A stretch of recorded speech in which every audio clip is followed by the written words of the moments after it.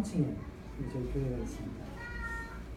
예전에는 학원이 잘 될 때 2,000명, 3,000명의 학생들이 있었지만 지금은 이제 한 400명 정도 학생들이 영어, 일본어, 중국어 이렇게 공부를 하고 있고요. 교인들은 제가 보니까 이제 많이 올 때는 한 100명 정도 이렇게 오는 것 같고요. 평균 70명 이상 이렇게 아이들까지 해서 이렇게 오는 것 같습니다. 외국인들이 좀 많은 편입니다. 외국인들이 한 최대로 많이 올 때는 한 50명. 거기 교회 안식일 학교 때는 외국인들이 많습니다. 오히려 한국인들보다. 그리고 저희 교인들은 좀 멀리서 오는 분이 많습니다. 천안에서 오시는 분도 있고요. 의정부. 그래서 예전부터 이렇게 오시던 분들이 계속 모여가지고 활동을 하고 있고요. 필리핀 교인들이 좀 많은 편입니다. 그래서 다문화 교인들이 좀 있고요. 그래서 혹시 이제 외국어 관심이 있거나 또 좀 그런 쪽에 좀 관련이 있으신 분이 있으면 저희 교회를 좀 소개해 주시면 오시면 편안하게 예배를 좀 드릴 수 있을 거라고 생각합니다. 또 저희 교회가 이제 서울의 한 중심에 있지 않습니까? 서울역과 용산역 딱 중간에 있는데 그러다 보니까 여행 오신 분들이 이제 많이 방문을 하고 있습니다. 주변 관광지에. 저희 교회를 좀 여기서 기도해 주시고 또 학원을 위해서 좀 기도해 주시면 좋겠습니다. 감사합니다. 저는 오늘 기억하시는 하나님이라는 제목으로 함께 은혜를 나누고자 합니다. 먼저 마태복음 1장 6절에 있는 말씀인데요. 다윗은 울리아의 아내에게서 솔로몬을 낳고 라고 이렇게 말씀을 하고 있습니다. 오늘 사실은 이 청지기 주말 등예로 제가 왔는데 뜬금없이 웬 족보인가 이라고 생각하실 수도 있습니다.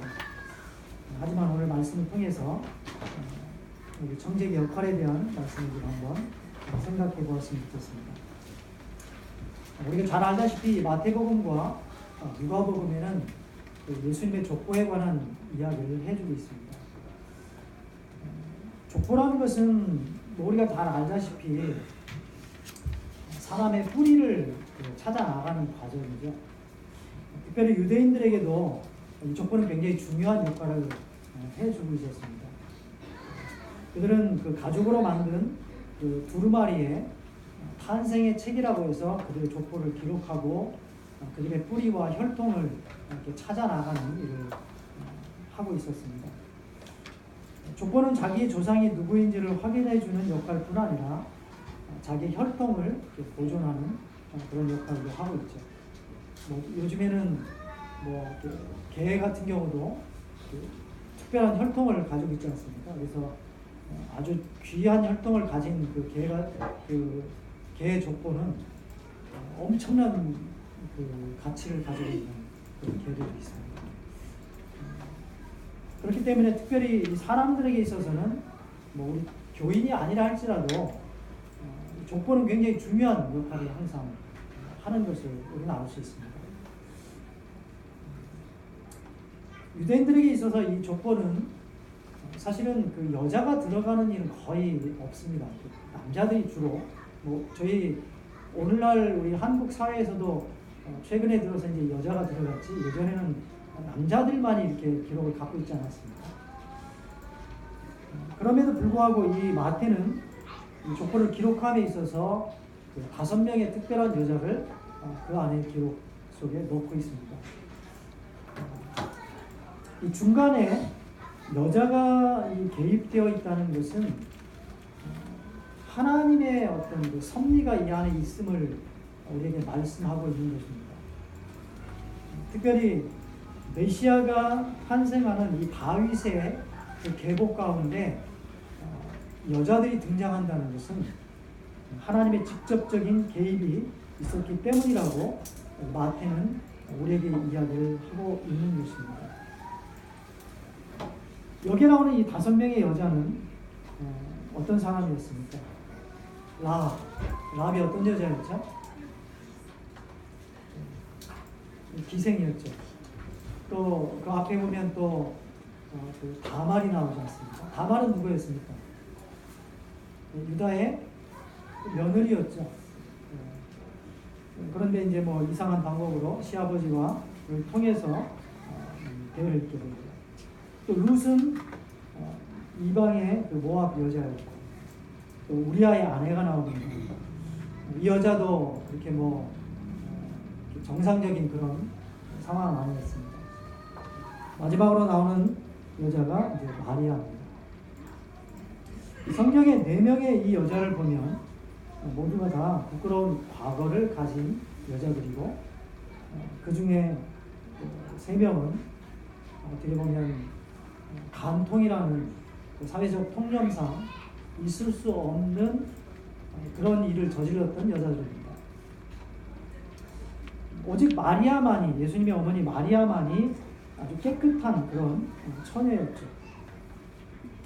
마태는 아마도 이 독자들이 이 마태라는 이 책을 마태복음을 읽는 독자들의 마음속에 예수 그리스도는 그 선택받은 유대인들뿐 아니라 이방 여자, 이방 사람들에게조차도 꼭 필요한 존재였음을 말씀하고 있는 것 같습니다. 마태는요, 마태복음 9장 13절에 이렇게 기록을 하고 있습니다. 내가 의인을 부르러 온 것이 아니라 죄인을 부르러 왔다. 우리가 잘 알다시피 마태는 세리였습니다. 그 당시에 그 사회 통념상 세리는 창기와 같은 그런 취급을 당했던 그런 직업군에 속했던 사람들입니다.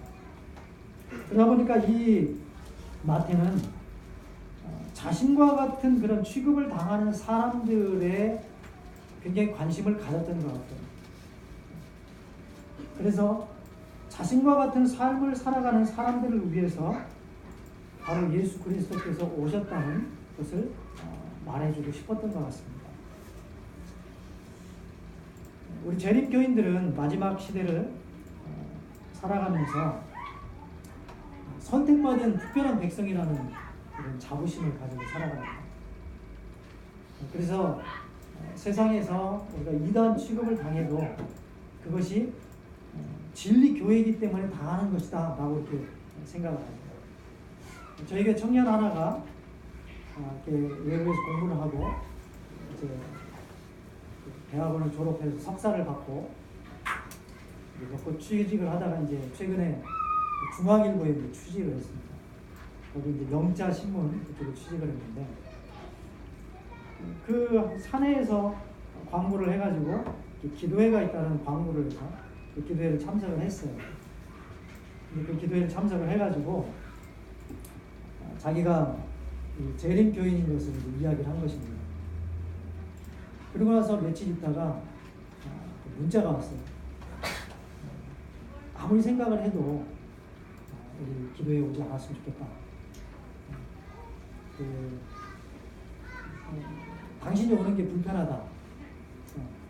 이 청년이 지금 이제 24살밖에 안 되는 사회 초년생인데 지난 금요일 예배 때 그래도 아주 충격을 받았다. 자기가 재림교인으로 살면서 이 정도의 그 편견과 배척을 당할 거라고는 자기가 생각을 못한 거예요. 처음 당한 겁니다. 그런 배척. 그래서 자기가 이 사회가 아직도 우리 재림교인들에게 이런 취급을 하는구나라는 것을 처음 느끼게 된 것입니다. 저는 교인들한테 그래요. 사람들이 우리한테 이단시하면 우리는 이단이 맞다. 왜냐? 태권도도 1단 있고 2단이 있지 않냐. 그 세상 사람들은 1단이고 우리는 2단이기 때문에 우리 다수가 높은 교회다. 그렇기 때문에 그거에 대해서 스트레스를 받거나 뭐 이렇게 할 필요 없고 항상 자부심을 갖고 살아요. 그리고 또 한 가지 우리가 생각해 봐야 될 문제는요. 우리가 그런 그 자부심을 갖고 살아가는 반면에 또 한편으로는 과연 우리가 남은 교회 교인과 같은 모습으로 살아가느냐 하는 것입니다. 계시록에 보면 하나님의 남은 교회는 하나님의 계명과 예수의 증거를 가진 교회다라고 이렇게 이야기를 하고 있습니다. 그래서 이 말씀에 따라서 이 재림 교인들은 안식일을 지키는 것에 대해 굉장히 특별한 자부심을 가져요. 그러다 보니까 때로는 안식일을 지키지 않는 우리에 대해서 우리 스스로도 어떻게 생각해요? 이렇게 좀 저 사람들은 우리와는 다른 사람, 우리는 선택받았고 우리는 굉장히 특별한 민족, 특별한 교회라는 생각을 합니다. 그런데 이 사도 요한은 하나님의 계명과 더불어 우리에게 강조하는 것은 바로 또 예수의 증거인 것입니다. 예수의 증거란 우리가 잘 알다시피 우리가 깨달은 바를 실천하는 그 믿음을 요구하는 것입니다. 예수님도 제자들에게 그 새 계명을 이야기할 때 뭐라고 했습니까? 마태복음 22장에 하나님을 사랑할 뿐 아니라 그것과 동일한 마음으로 누구를 사랑하라? 우리의 이웃을 사랑하는 것입니다. 내 이웃을 우리의 몸과 같이 사랑하는 것입니다. 계명에 대한 순종과 더불어 이웃 사랑을 강조하고 있는 것이죠. 하나님께서는 재림의 그 구원의 기회를 우리 재림 교인들에게만 주신 것이 아니라는 것입니다. 그런데 유대인들은 어땠습니까? 그 구원의 특권이 그들에게만 있다라고 생각했던 것입니다. 그래서 마태는 그것이 아니라는 것이죠. 제가 예전에 유생대원 옆에 저희 가장 큰 학원 있지 않습니까? 그곳에서 잠깐 쓴 적이 있어요. 저는 이제 일본어 파트를 맡고 있었는데요. 지금으로부터 한 6, 7년쯤 전인 것 같습니다. 근데 그때 그 일본어를 공부하러 온 학생 중에 하나가 이제 그 가족이 다 신앙을 하는데 이 청년이 여청년이었는데 신앙을 잠깐 떠났어요. 그래서 뭐 이렇게 대학을 다니면서 술도 마시고 그냥 이렇게 막 좀 방탕하게 살다가 저희 학원에 일본어로 이제 공부를 하러 온 것입니다. 그러다가 이제 저는 이제 성경을 공부하면서 신앙을 조금씩 회복하는 과정이 있었어요. 그 본원에는 지금도 이제 계속 하고 있는데 매일 새벽 기도회가 있습니다. 그래서 그 학원에 있는 목회자들이 돌아가면서 일주일씩 그 새벽 기도회를 인도를 하고 있었어요. 근데 그 청년이 저한테 목사님 제가 새벽 기도회를 나오고 싶은데 괜찮냐고 그러는데 괜찮다고 나오라고. 그때 당시에 제가 새벽 한 5시 반인가 6시쯤 새벽 기도회를 했던 것 같아요. 나오라고. 근데 마침 그 주에 제가 이제 새벽 기도회를 담당하는 주였어요. 교회가 이렇게 있고 오른편 뒤쪽에 이제 문이 있었습니다. 그쪽에 이렇게 들어오게 돼 있었어요.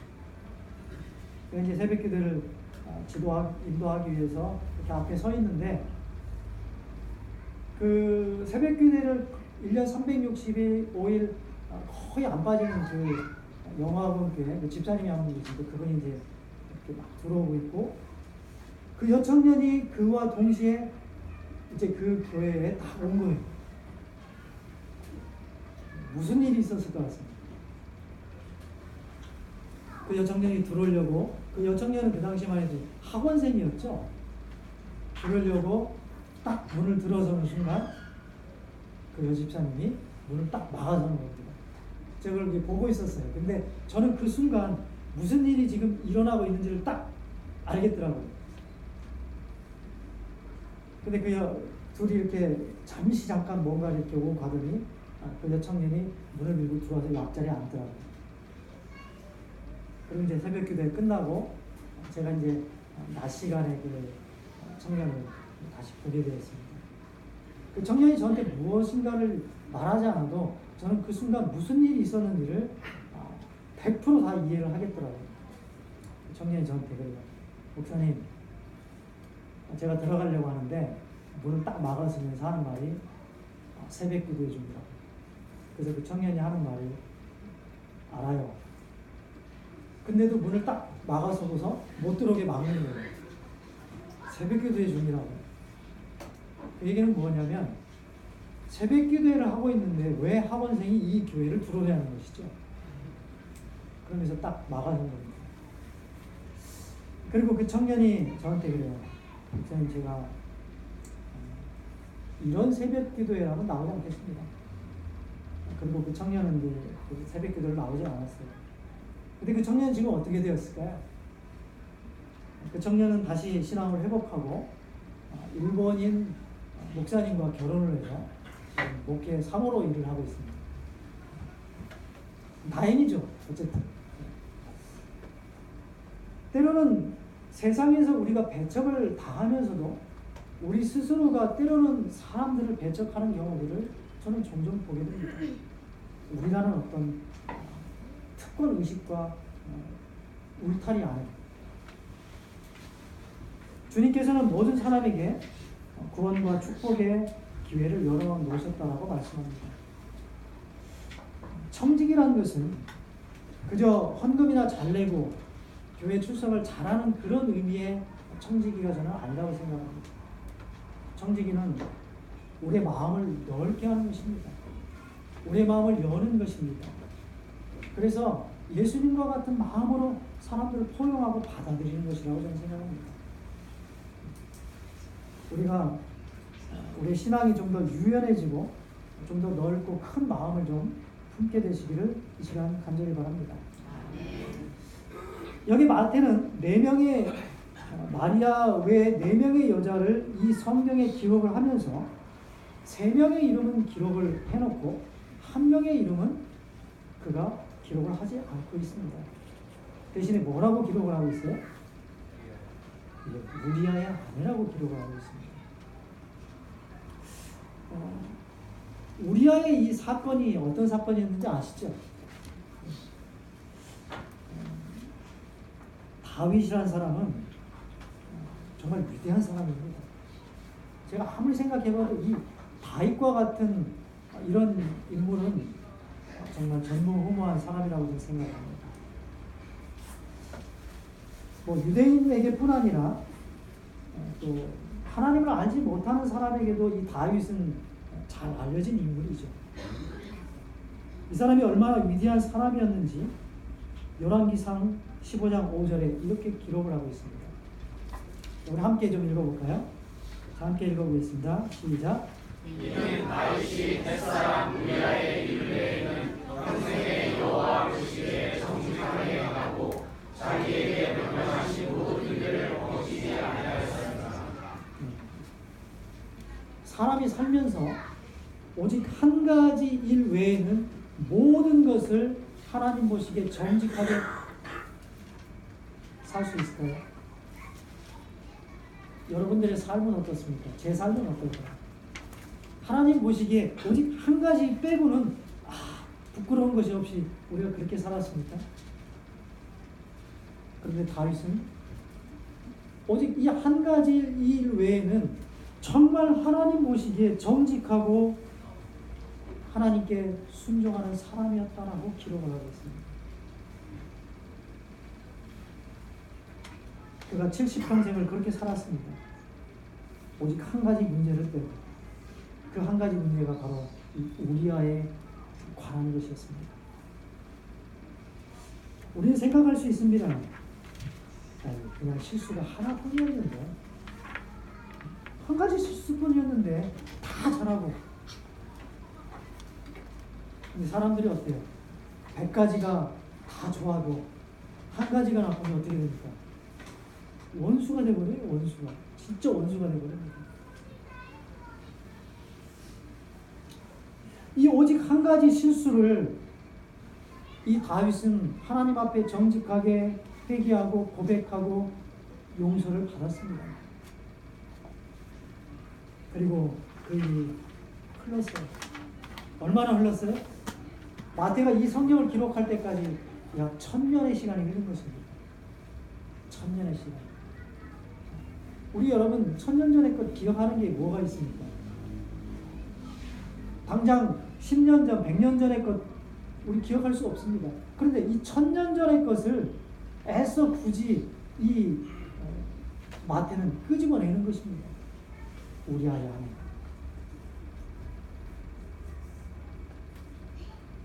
이 사건을 보면 사무엘하 11장에 보면 이 사건이 잘 기록되어 있죠. 다윗이 어느 날 옥상에 올라갔어요.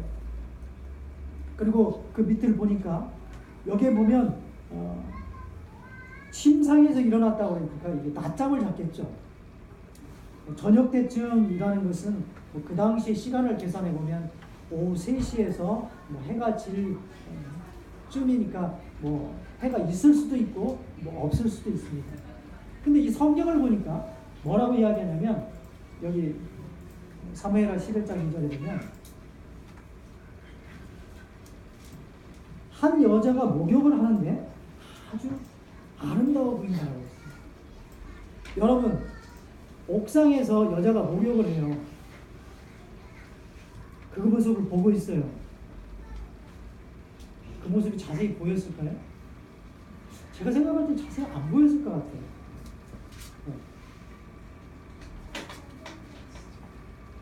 그런데도 성경은 그 모습이 아름다워 보였다라고 이야기를 하고 있습니다. 다윗이 정말로 죄를 지은 것은 그 여자의 아름다움이 아니었습니다. 아니, 옥상에서 목욕하는 여자를 봐봐야 머리하고 벗은 그 형체뿐이지 그 여자의 무엇이 보이겠습니까? 다윗이 죄를 범한 것은 근본적인 원인은 자신을 의뢰하는 정신이었습니다. 자기를 높이는 정신이었습니다.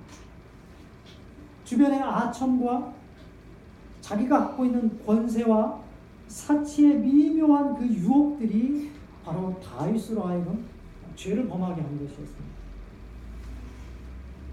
또한 그 주변 국가와의 어떤 이방 나라와의 그런 그 교제, 그런 것들도 영향을 미쳤어요. 그 주변의 여러 그러한 모든 것들이 바로 이 다윗으로 하여금 오직 유일한 하나의 흠을 만들어낸 것입니다. 다윗은 겸손히 하나님의 능력을 의지하는 대신에 자기의 지혜와 능력을 의지하기 시작했다는 것입니다. 사단은 이를 돌발적으로 하지 않습니다. 사단은 처음부터 몹시 놀랄만한 일을 하는 것이 아니라 아주 보이지 않게 조금씩 신앙의 원칙을 허물어 들이면서 우리에게 들어오는 것입니다.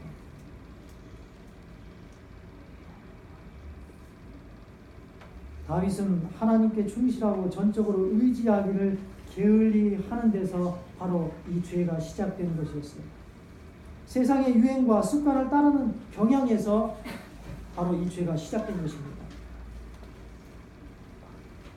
다윗은 그의 승리와 그의 성과와 그의 어떤 왕이라는 그 모든 것들이 주변의 존경과 또 주변의 어떤 칭찬들로 그가 둘러싸여 있음으로 인해서